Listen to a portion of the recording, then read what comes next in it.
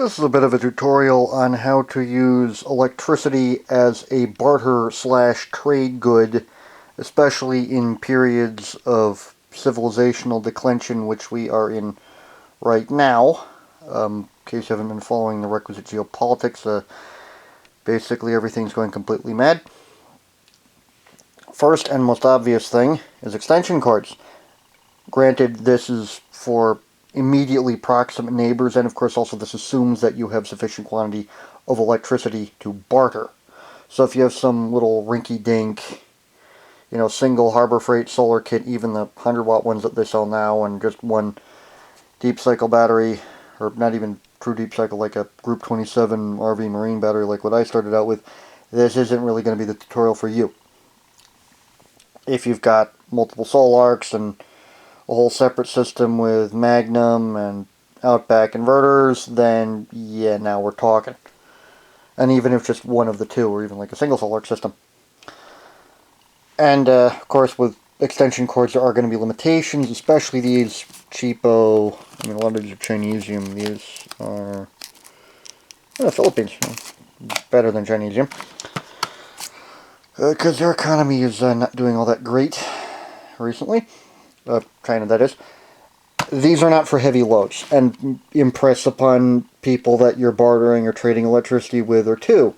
This isn't for heavy loads. Don't haul off and go, run an entire machine shop or a bunch of, multi-kilowatt space heaters. No. This is for small emergency lighting, refrigeration, especially like refrigerators, chest freezers, because those are not super huge loads. I know both of ours are like 150 watts when running. Now, small space heaters, and again, provided you've got the capacity to run, such as little 250 watt jobs like this, and this one actually has a 170 watt low setting. And then there's others where they're a single fixed setting, but those are 200 watts, and of course 250 watts as well. You can, but again, you need to have the battery capacity to do it. And that's really for emergency staving off hypothermia, because things get that bad, then you should know how to drain the pipes in your house. But yeah, extension cords, good and fairly cheap way of doing things, especially for where it's not going to be too permanent, because even though these are typically SHTF insulation, they are not really all that good for being out in the sun for years and years and years if things get really, really bad. But again, good and reasonably cheap way of getting electricity to things that need it.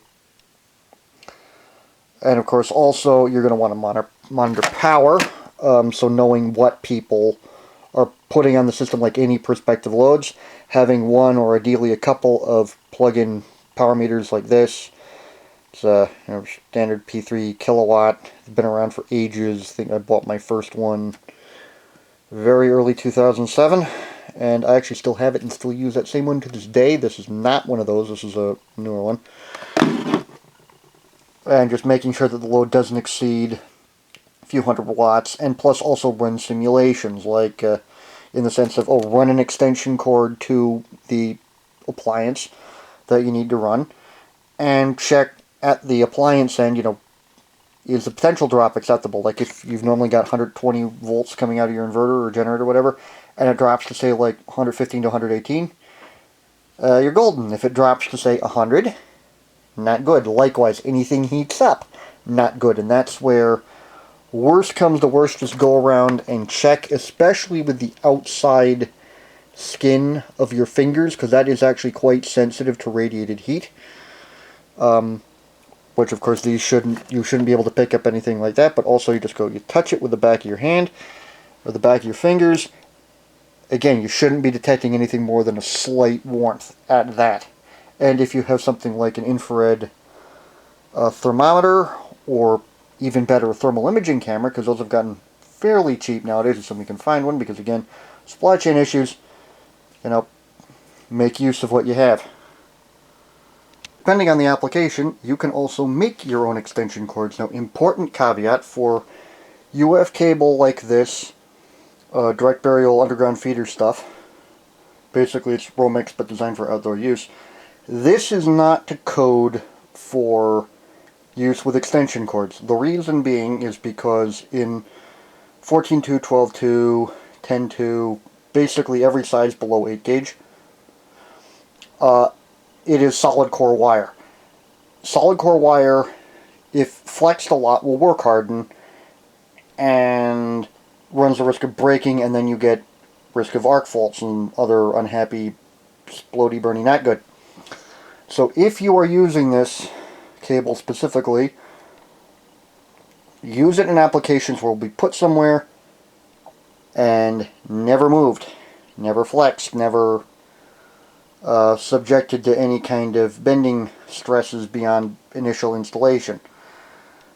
Such as, say you have a couple of houses you're supplying electricity to, you stub this up on a pole with an outdoor box and receptacles, or if it's run into a house, it goes to a receptacle box which is ideally fixed into something, so done in somewhere like a garage, a basement workshop where the cable can be fixed in position, and then anything flexible cords plug into those receptacles. Likewise, at the supply end, either wire it into a plug, which again is fixed, it plugs in somewhere and doesn't move.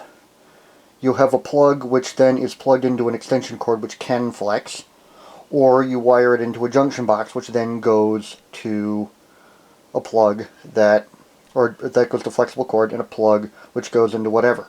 But again, if you use this, and again, not saying you should, but if you have to, make sure that it's somewhere where it doesn't flex, it isn't subjected to strong or frequent bending. Better option is you get flexible cord, which is designed for the purpose. Now, granted, that's 18.3 SHTWA, which again, you're not going to be running any huge currents to that, but something small, like maybe 100 watts of lights, or technically 100 VA, because power engineer thinking VA, not watts, it'll do just fine. Likewise, this SJEW here, and that's 16.2, again, no ground, but for lighting and stuff that doesn't require necessarily ground, depending on the design of the fixture, it'll work. And also, regardless of what you do, for safety, especially if there's people around who may not be the most familiar with electricity and don't exactly know what you're doing, and under circumstances where you may not have access to proper lockout tagout equipment, wire the plug last. That way, by the time it is physically possible to plug things in, everything else is already wired up, the light fixtures, receptacles ideally, and then you plug in whatever. By the time it is possible to energize everything, everything else in the system is capable of safely being energized without live wires sticking everywhere or poking out and posing risk of zappy. And besides bartering electricity directly with a direct feed from your system to your neighbor's loads, or whoever you're bartering electricity with, you can also barter electricity in the form of battery charging services, either with you charge their batteries with your equipment, they bring their charger, charge their batteries, and you're just supplying the electricity, whether you're charging your equipment and you have it as a loan item, especially say in the case of something like a simple work light like this. Very effective and very useful little gadget. I've used this a lot, even though I've only had it for a couple of months. Likewise, that work light there. These spotlights, very useful.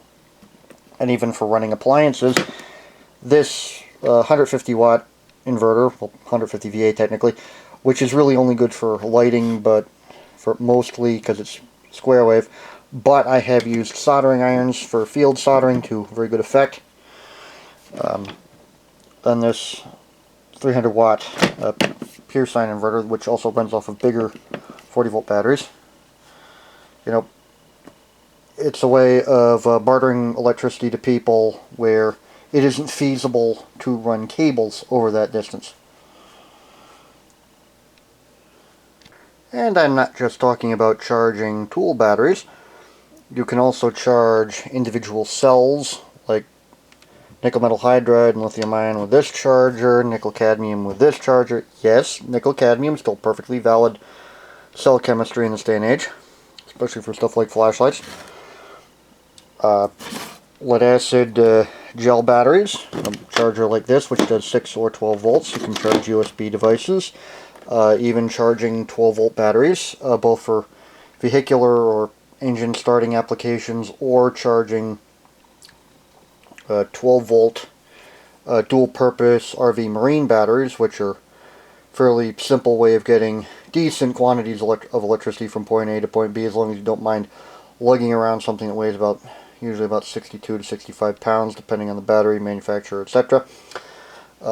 Jump boxes like this, and yeah, even though horrible freight house brand, you get one of these, you put in a 22 ampere hour decent quality battery, and they make a fairly effective portable power pack and emergency light, as well as a place for running small inverters for emergency lighting, and other resistive tools like soldering irons principally. Things don't care what you're feeding them as long as it's RMS 120 volts. Especially for just a simple, always on, really non-thermostatically controlled iron. Which, yeah, aren't that great for precision stuff, but again, for the zombies will be here in 5 minutes type emergency field soldering, they get the job done. And besides recharging cells, also having a stock of primary cells, because properly stored modern alkalines are good for usually at least 10 years. At least that's what they're rated for on the packaging, and some of them, back when they were rated for 7 years, I've had them still be good after 14 or 15, again, provided they're properly stored, because depending on things, they can leak and splooge their guts everywhere, which isn't exactly the greatest thing to happen. But yeah, it's another way of bartering electricity. And even stuff like this 6 volt lantern battery. There it is. Yep, 6 volt. Especially obscure stuff that you know people may have a use for, because I actually have a flashlight that takes these. So I've got a couple of them in reserves. So yeah, again, another thing to barter. And another thing you're going to want is at least one decent quality multimeter. Of course, the obvious is system testing and troubleshooting, making sure PV arrays are outputting what they should be, making sure your main batteries are fully charged, what have you, or at potential levels they should be. System verification, especially in strings of batteries in series, making sure that you're wiring them right. Again, decent quality multimeter. Another thing that these are good for, and this is something where even something like the cheapo, $10 red box things that you could get for free with the right coupons from Harbor Freight, don't know if you still can because our coupon situation sucks now, is for low electrocution risk or zero electrocution risk stuff, like verifying that cells and batteries that you're trading are still good. Especially when the world's gone nuts, which, it already is, and you trade people wrong cells or bad stuff, and they could use that as an excuse to, shoot and kill you or beat you over the head with, or something. So yeah, decent quality multimeter, something good to have on hand. And not necessarily essential in terms of apocalypse barter stuff, but somewhat useful if you know its limitations, is a PV module tester, which is, again, very good for testing individual modules. This will not test strings, especially not strings of your standard 60 and 72 cell big commercial and big residential modules. And again, but it's a useful tool to have, especially if you're bartering PV modules and you want to demonstrate that they work, or if you're, say, providing troubleshooting services to people who have, say, the equipment, but they don't know how to set it up, and they didn't take the opportunity to learn because a lot of people are stupid. So yeah, but again, this is really, if you get a lot of used PV modules, they're useful, and even then you have to be careful with this, because things like my 96 cell SunPowers, and I also have some Styon thin films, this could be at risk of being fried by them, because the MOSFETs that this uses to load down PV array for its MPPT sweep are only good for 75 volts, and I don't know how easy it would be to bump that up, because there's other stuff which has similar potential limitations in it. But yeah, don't forget the test equipment, especially not in the apocalypse, which we're heading into.